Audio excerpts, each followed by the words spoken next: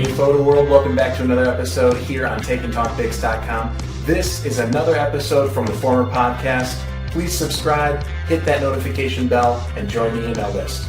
Let's get to that 1,000 subscriber marker so that way I can add a new video every single week. Enjoy.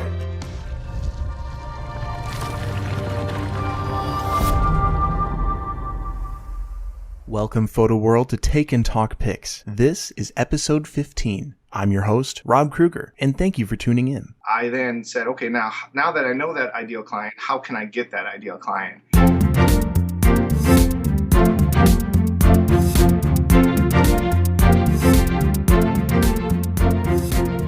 Today's featured guest is Dan Frievalt. Dan is a former graphic artist where after 12 years in the industry turned his sights to photography. Starting in 2005, that marked the beginning of a new chapter for Dan. But those graphic artist roots still accent an awesome ability for seeing. Aside from photography itself, Dan also pursues digital work for other photographers to bring their own images to a new level. Dan, welcome to Take and Talk Pics. Hello, thanks for having me. Absolutely, man. I've shared just a very brief overview about you. But if you can just take a minute and introduce yourself further and tell us a little bit more about your photography business. Sure. Again, I started as a graphic designer and worked for several years for a company. And then I just decided through digital and everything that photography really was something I wanted to pursue and head towards. So I launched into that, just kind of barreled into it, made a lot of mistakes along the way, learned a lot of things along the way, and I'm just loving every minute of it. That's all it is. Just keep learning along the way. Photo World, you can take a look at Dan's website, check out the show notes page, and the link will be right there. But when you get there, you can see that there's a nice mix of the graphic elements into what you do. And then there's just a very good photographic style on top of that. I'm looking at your senior portraits specifically, and it's not all just bogged down with too much graphics or anything, but you have a nice mix of both, kind of bringing your two talents into one place. And it's really cool how you can make a lot of it happen. Well, thank you. To get us started off, to get everybody a little bit more pumped up and taking their own business to the next level, I think it helps to have a good inspiration of a quote or a mantra that you personally live by. Sure, and there's all kinds of things. I'm big into quotes and reading books and stuff, but when I really think about it, I think the quote that kind of sticks out for me is to do one thing every day that scares you. And you can take that very literal, or you can kind of take it not so literal, but there's a lot of things I've done, from entering print competition to teaching other photographers, doing workshops, national platforms for PPA. Those things can be pretty scary and intimidating. And but what I've found is doing all that stuff has really made me a better artist, a better business person, better photographer. So pushing yourself every day really, I think, is the key to success, especially in today's photography world. And I would say that pretty much what I live day to day by. That's a good way to do it. Photo World, one thing every day that scares you. Just go out and face those fears so that way you can overcome them and then grow. Dan, so 2005, it's 10 years ago here. But once you got to that point where you said, I'm going for it, I'm going to do this and pursue it as a career, can you share with Photo World that beginning story where you finally made that leap into photography? Yeah, I love this story. Whenever I do a program, I always include it because I think it's kind of funny how I got into it, because everyone has, I guess, their story of how they got into photography. But I had done photography originally in high school. I remember it was my senior year. I could do photography, be able to go in the darkroom and do all that stuff. I thought it was so cool. And then in college, I kind of just toyed with photography as well, but never thought I could make a career out of photography. So doing the graphic design was more in my wheelhouse. So I did that. I got a job for 12 years doing it, and I pretty much stopped photography completely. And then one day, a coworker came in and was talking about she wanted to get photos done of her child. And he was like 12 at the time, and she had only worked at the place for like 5 years. So she didn't even know I did photography, or I never talked about photography. And I'm like, well, I could take pictures of your boy. That'd be fun. And so we went out and I did a photo session. I'm like, it won't cost you anything. You have nothing to lose. Let's go out and do it, And I had an absolute blast in the photo session. And then, but the key was I got the images back both as negatives, prints, proofs, and digital files on a CD. And I was like, whoa, okay. Because I had done, Photoshop since, for, 12 years or probably 10 years at that time. And it's like, wow, I can really like put the two things together and create something that I couldn't always do in photography because I was limited being just the film based because I had these ideas in my head. And I could also incorporate the digital world, which I had ideas, but then didn't always have the images. So it all came like crashing down at that moment, that aha moment kind of was like, whoa, okay, this is what I want to do. And this is what I want to make as a career. So I feel like we're right there with it, just getting that question or having it thrown out there and you're like, let's just do this. And taking your interest and realizing that maybe there was something there all along. Can you share with us a time where you had to learn the hard way, and hopefully you're better for it now, but a time that worked out then that way? Yeah, there's lots of them. And I think that's part of, growing a business. I would have to say the thing that is probably the most important is just to get everything in writing. A lot of times in photography, you're kind of excited and you want to get, dive into a project. And, you kind of get into it and you start going and then you realize later that the communication really wasn't there or someone expected something. And, wedding contracts and stuff are pretty obvious, but, sometimes some commercial work, even senior work, just have an open line of communication, then try and get it in some sort of writing so that you can refer back to it and say, well, no, this is what I meant and have some leg kind of to stand on. So that's the main thing. I've gotten burned a few times and just to learn that, there's two things, just get it in writing. And I guess the other thing is sometimes you just have to let projects go, even though they're super cool, because they just aren't, you just know, you have that gut feeling that it's going to be a problem. Get things in writing. Yeah, that last part is a real doozy for most of us out there. Photo world, I hope you're not doing what, we all do, where it just kind of seems attractive. There's something here. We could do something with this, right? There's just this feeling like it's already not right from the beginning and I should walk away because it's going to be too much time, too much effort, not enough return or no return. Dan, what would you consider the most important practice of your photography? Is there a piece from your workflow that you just make sure is there every single time? Yeah, there's a couple different things. I mean, education, I guess, is very important to me. I'm always learning and pushing myself or reading books on sales and things like that to push my business end.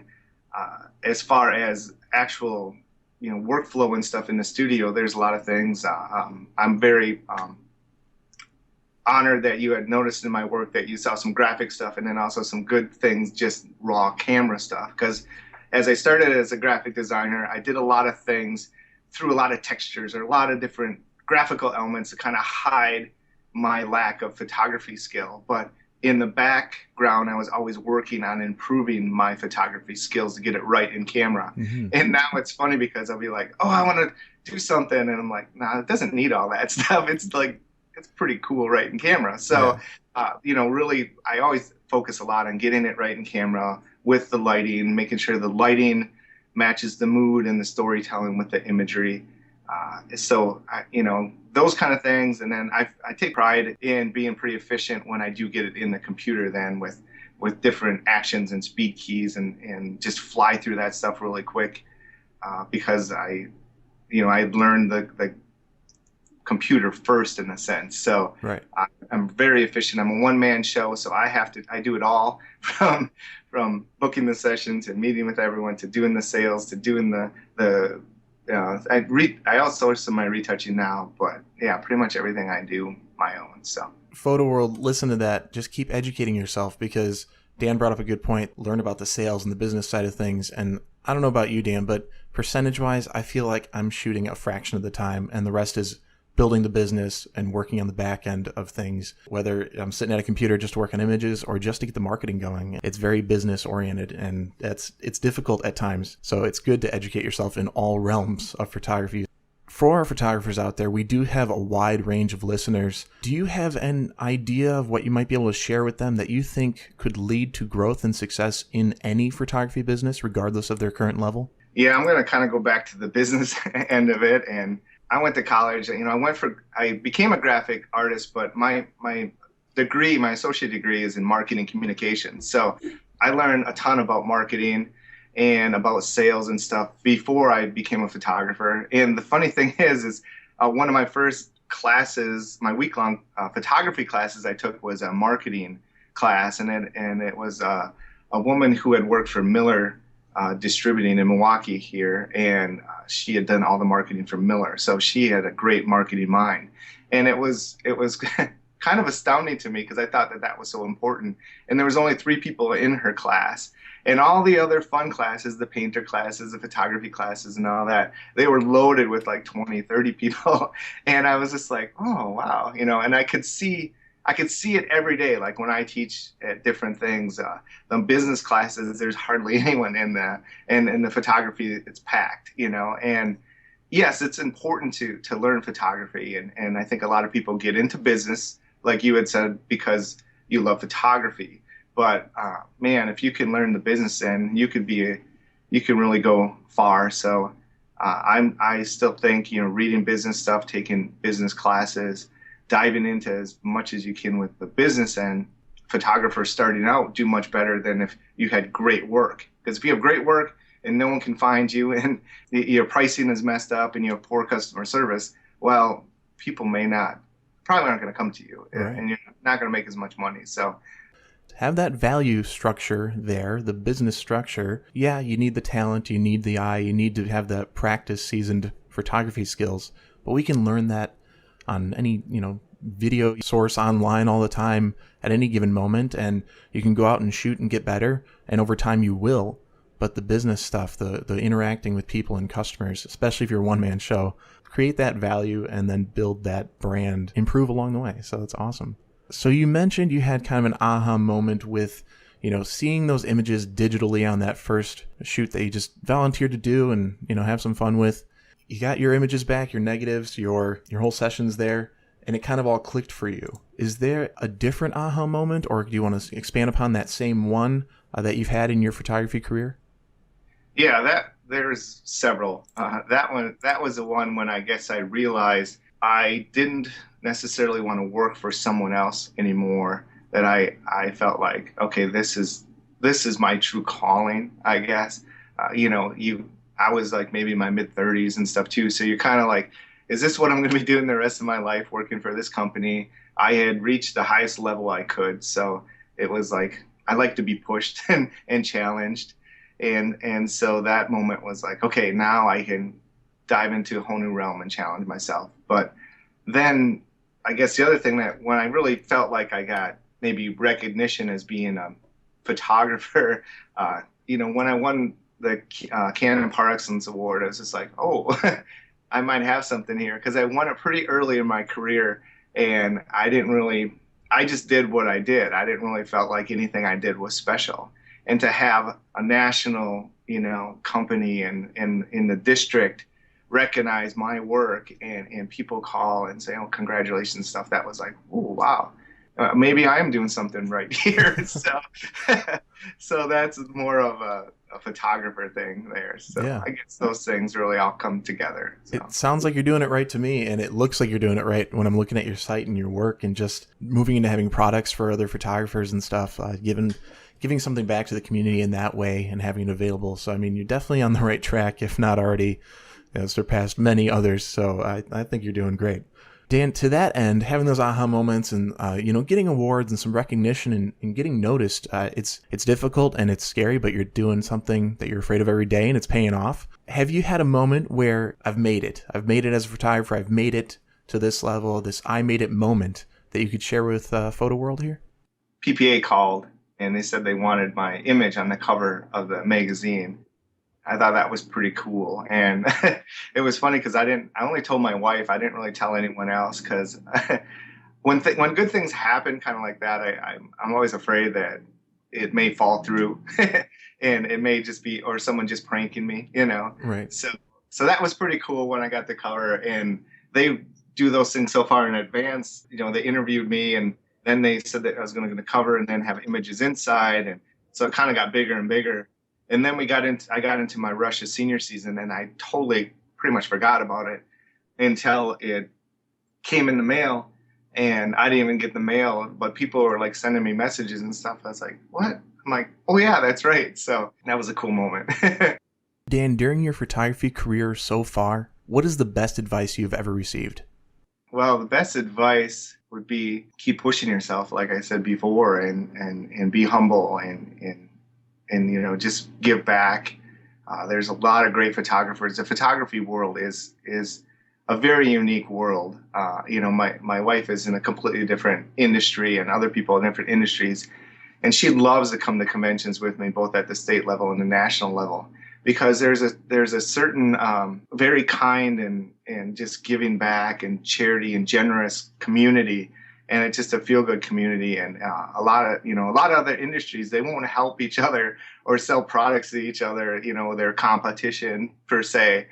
I think the photography world is, with the creatives, a little bit different. How we all kind of help each other and want to make the industry better, more importantly, or just other charities.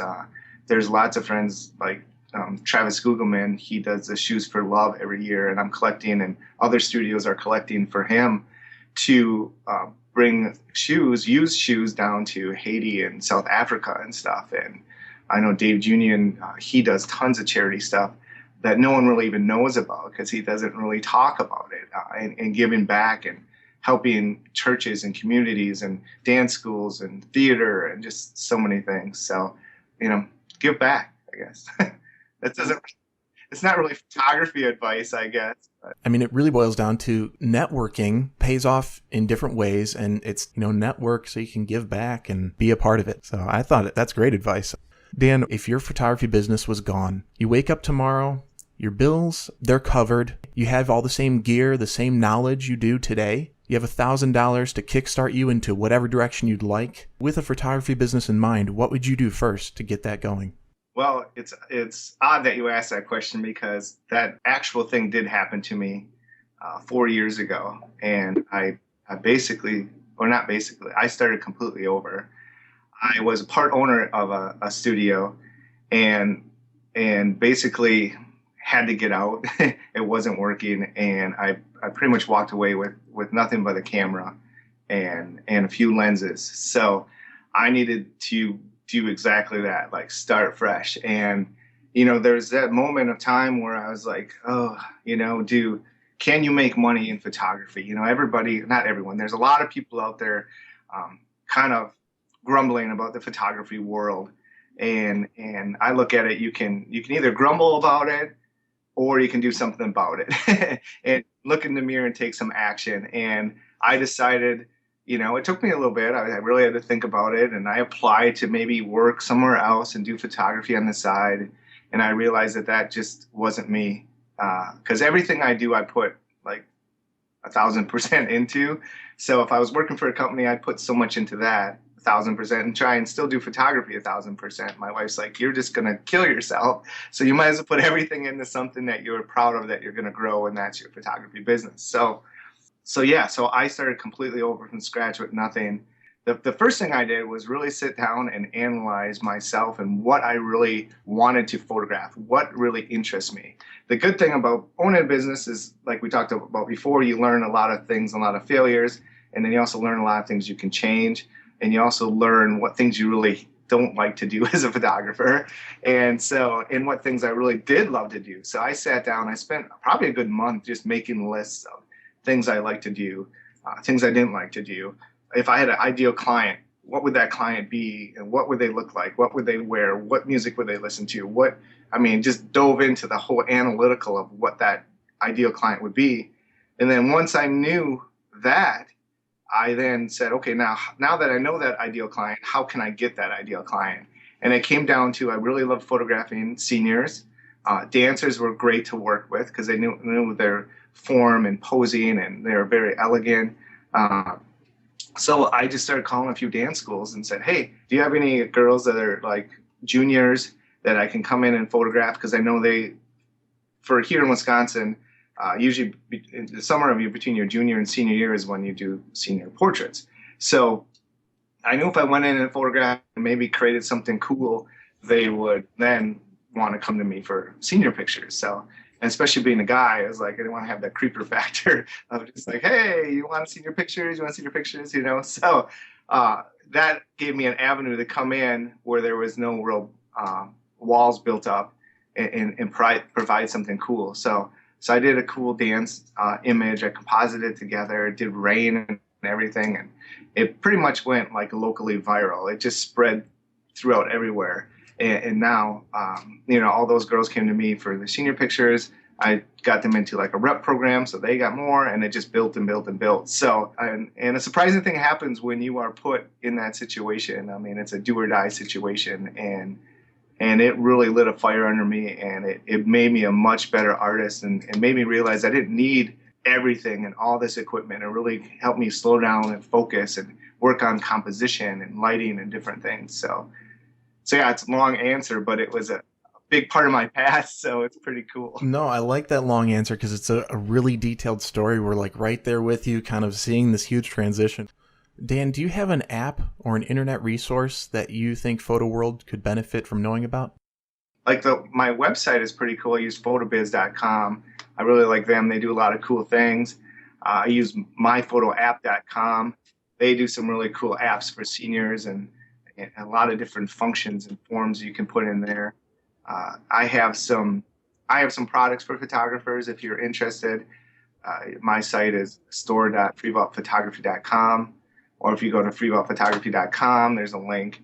Has different resources from the way I do my sales to creating artistic montages, different Photoshop flares and actions and things like that. So just different things that I've produced that I've learned along the way that have worked in systems. And there's a lot of systems and things I've purchased from other photographers and implemented as well. Again, that education thing, I'm big on the education and also big on just like buying different things so that I can refer back to it. And at times it's like, I'll do free webinars and I'll be like writing stuff down. And then I'd come to the time to do it. I'm like, well, this doesn't make any sense. So now I enjoy just buying products from photographers, knowing that in the long run, it's going to save me so much time to be able to always refer back to it and get going faster with it as well. So Photo World knows they can go to Taking Talk Pics, type in the search bar Dan. Your show notes page are going to pop right up, and we'll have the links to all these resources, and especially the link directly to the products you offer, so they can see what kind of other stuff you do aside from your photography. Before we get into just our few little last things here for our goodbye, I just need to know, what is the one piece of gear that you could just not live without? That's a good question. I would probably say my Canon 85 1.2. Man, that thing, it's almost to a fault. I almost have it glued on my camera. I have a Mark III, Canon Mark III. I almost have it glued on there, and I shouldn't. I try and force myself to take it off to get different compositions and different perspectives. But man, that lens is so beautiful, and as far as sharpness, it's fantastic. So that I would say that's my go-to baby there. So before we wrap it up here, I was going to see if you could share one parting piece of guidance, the best way that we can reach you, whether it's your website or Twitter or something like that, and then we'll say goodbye. Sure. I mean, as far as a parting guidance, I'm a huge like Steve Jobs fan. I read his book and just I've always been a big Apple supporter, and I always loved the marketing and just the thought process that they would take, which is so different and so unique. And I think we can apply a lot of those techniques to our photography world, because it is a luxury type item that we provide, but it's more about a lifestyle in a sense than just a product. So yeah, if you have a chance to go to YouTube and kind of Google the Steve Jobs Stanford University speech that he gave, and a few lines from that. But he says, and I try and live by this as well, that your time is limited, so don't waste it living someone else's life. Don't be trapped by dogma, which is living with the results of other people's thinking. Don't let the noise of others' opinions drown out your inner voice. And most important, have the courage to follow your heart and intuition. I mean, that kind of gives me goosebumps just reading. That might sound cheesy, but man, it's like it's some powerful stuff. And I mean, if you read the book, Steve Jobs he's pretty harsh. He's not the nicest of guys, but he would push his people to create astounding things and see talent in them. And the things he created is pretty much changed the world. He's kind of like the modern Edison, in a sense, of the things that he's created when you really think about in the different realms of what, from movies to television to phones to all kinds of stuff. So yeah, that's kind of my final part of wisdom. But if you kind of look at his whole speech, it's pretty amazing. What's a good way to reach you, whether it be your website or some sort of social media? Sure, yeah. My website is FrievaltPhotography.com. Twitter is my name, Dan Frievalt. Same thing with Instagram. And then Facebook, just Facebook / Frievalt Photography. I love Instagram.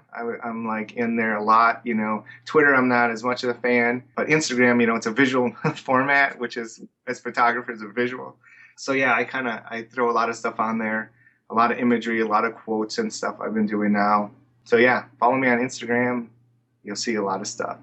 Dan, Photo World knows we're going to be able to find all these links and just direct contact links to get on Instagram, Twitter, and Facebook, especially your website as well, on the show notes page. So again, Photo World, hit the search bar on Take and Talk Pics and type in Dan. Dan, I cannot thank you enough for your time today in sharing such great value. Photo World thanks you, and happy shooting. Thank you, man. I appreciate it.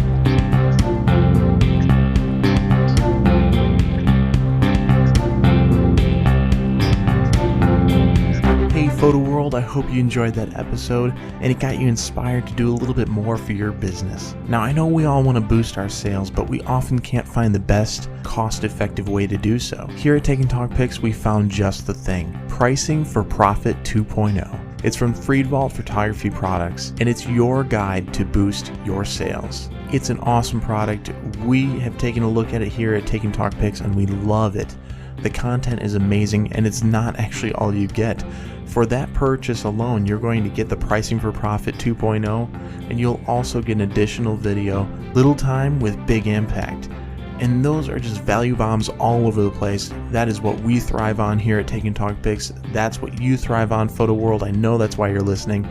But take a second, head over to takeandtalkpics.com, go to the affiliates page, and with a special offer, type in Take and Talk 15 for an exclusive 15% savings on your next purchase at Frievalt Photography Products. That's Take and Talk 15.